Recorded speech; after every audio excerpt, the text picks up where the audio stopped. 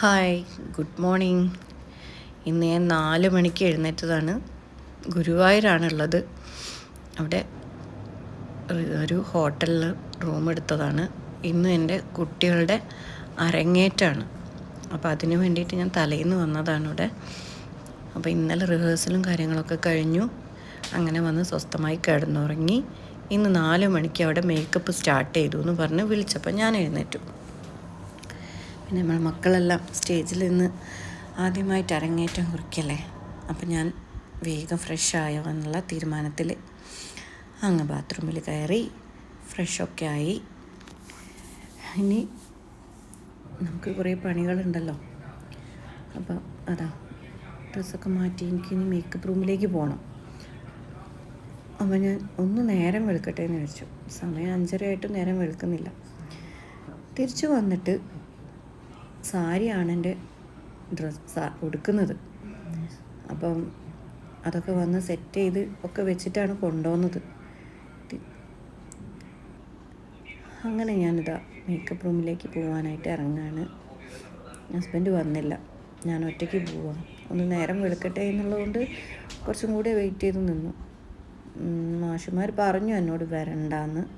എന്നാലും എനിക്ക് മക്കളൊന്ന് കാണണം. എനിക്കങ്ങനെ ഒരു മേക്കപ്പൊക്കെ ചെയ്യുന്ന എനിക്ക് കാണണ്ടേ. അപ്പം ഞാൻ അതിന് വേണ്ടിയിട്ട് ലിഫ്റ്റിൽ കയറി താഴോട്ട് ഇറങ്ങുകയാണ്. താഴെ ഇറങ്ങി റോട്ടിലൂടെ ഒറ്റയ്ക്ക് നടന്നു പോവുക. ഗുരുവായൂർ അമ്പലത്തിൻ്റെ പരിസരത്ത് കൂടെ ഒറ്റയ്ക്ക് നടക്കുമ്പോൾ അതിൻ്റെ ഒരു സുഖം, ഒറ്റയ്ക്ക് നടക്കുന്നതിൻ്റെ സുഖമല്ല, ഒരു നല്ലൊരു അനുഭൂതി അവിടെ രാവിലെ അല്ലേ. എല്ലാവർക്കും പോയാൽ നമ്മുടെ ഭഗവാൻ കൃഷ്ണനെ കാണും. എനിക്ക് പക്ഷെ തൊഴാനൊന്നും പറ്റിയില്ല. അങ്ങനെ അമ്പലത്തിൻ്റെ അടുത്തെത്തി. അമ്പലത്തിൻ്റെ 2 അടി ഉണ്ടായിരുന്നുള്ളൂ മേക്കപ്പ് റൂമിലേക്ക്. മാഷന്മാരിതാ മേക്കപ്പൊക്കെ സ്റ്റാർട്ട് ചെയ്തിട്ടുണ്ടായിരുന്നു. എൻ്റെ വലിയ സ്റ്റുഡൻ്റാണ്. അപ്പോൾ അതാ ഹെഡ്സെറ്റൊക്കെ വെച്ചു. അമ്മമാരൊക്കെ ഇതാ ശുഭപ്രതീക്ഷയിലാണ്. കുട്ടികൾ കയറാൻ പോവല്ലേ.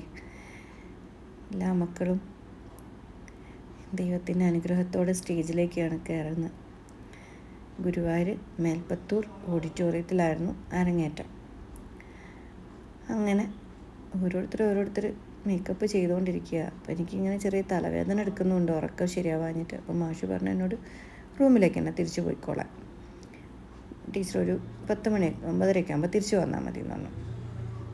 അങ്ങനെ ഞാൻ റൂമിൽ വന്ന് 8:30 ആയപ്പോൾ ഡ്രസ്സൊക്കെ ചേഞ്ച് ചെയ്യാൻ തുടങ്ങി. അങ്ങനെ സാരിയെല്ലാം ഡ്രൈപ്പ് ചെയ്ത് കൊണ്ടുപോകുന്നതിനെ കൊണ്ട് എനിക്കൊന്ന് ഡ്രസ്സ് വേഗം ചെയ്യാൻ പറ്റിയതുകൊണ്ട് അങ്ങനെ ഫോട്ടോ ഒക്കെ എടുത്ത് എല്ലാം കഴിഞ്ഞ് പിന്നെ കുട്ടികളുടെ അടുത്തേക്ക് പോയി അവരെ കൂടി കുറച്ച് ഫോട്ടോ എടുത്തു. ഇത്രയേ ഉള്ളൂ. ബായ്.